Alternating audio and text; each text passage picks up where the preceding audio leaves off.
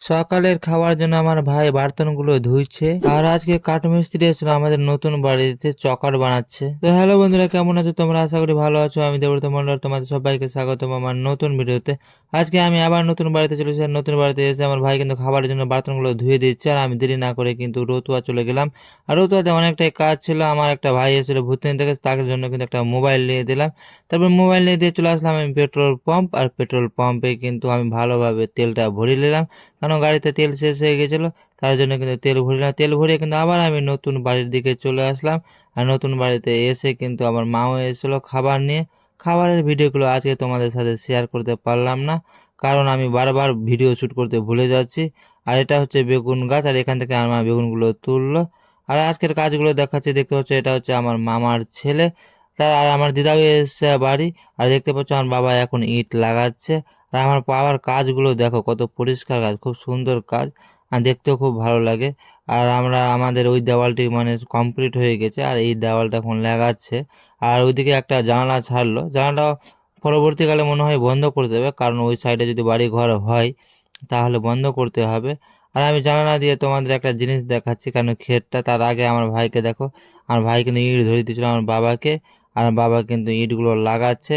আর এদিকে দেখো জানলা দিয়ে ভুট্টার ক্ষেত দেখা যাচ্ছে। আর আমাদের বাড়ির পাশেই কিন্তু ভুট্টা লাগানো, ওটা একটা বাগান ছিল, এর আগেও বলেছিলাম।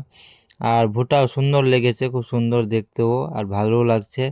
আর এদিকে আমার বাবা কাজ করে যাচ্ছে, আর ওদিকে আমার ভাই দাঁড়িয়ে আছে। আর ভাইয়ের আগেই কিন্তু কাঠ মিস্ত্রি কাজ করছে, ওই চকারগুলো বানাচ্ছে। আর আমার মাও এসে খাবার নিয়ে। আর আমার মা এখন শাকগুলো তুলে বাড়ি নিয়ে যাবে। আর আজকে কিছু কিছু দৃশ্য, কিছু কিছু ভিডিও তোমাদের সামনে তুলে ধরতে পারিনি, তার জন্য ক্ষমা চাইছি। আমি বারবার ভিডিও শ্যুট করতে ভুলে যাচ্ছি। আর এদিকে দেখো কাঠ মিস্ত্রি তার নিজের কাজ করছে, চকারগুলো বানাচ্ছে। আর এদিকে দেখো একটা চকার কত লম্বা লাগছে মনে হয়, কিন্তু না বন্ধুরা, লম্বা নয়, আমরা লম্বা করেই বানাচ্ছি। আর লম্বা করে বানালে একটু ভালো লাগবে। আর এদিকে দেখো আজকে কি কি কাজ হয়েছে। সামনে দেখতে পাচ্ছ ঢালাইটা, ঢালাইয়ের নিচে থেকে ছিল, কিন্তু আজকে ইট গাঁথনি করে ওই ঢালাইটা হয়েছে। আর সামনের দেওয়ালটাও কিছুটা বাকি ছিল, সেটাও আজকে আমার বাবা করলো। আর আমার বাবা এদিকে একটা দেওয়াল করছে, যেটা ডিজাইনওয়ালা দেওয়াল আছে, এটা একটু দেরি লাগবে, তবুও কিন্তু কয়েকটা ইট লাগানো হয়ে গেছে। আর দেখতে দেখতে সন্ধ্যা ঘনিয়ে আসলো। আর সত্যি বন্ধুরা, আজকে রোদ্রের পরিমাণটা খুব, যার জন্য হয়তো আমাকে কালো কালো লাগছে। আর আমি মুখ হাত ধুইনি, আর তার জন্য হয়তো ফেসটা আরও কিন্তু দেখতে খারাপ লাগছে। আর সত্যি আজকে রৌদ্রটা বেশ ভালো ছিল। আর সামনের ঢালাইগুলো দেখছো, এটা কিন্তু কিছুক্ষণ হলো করা।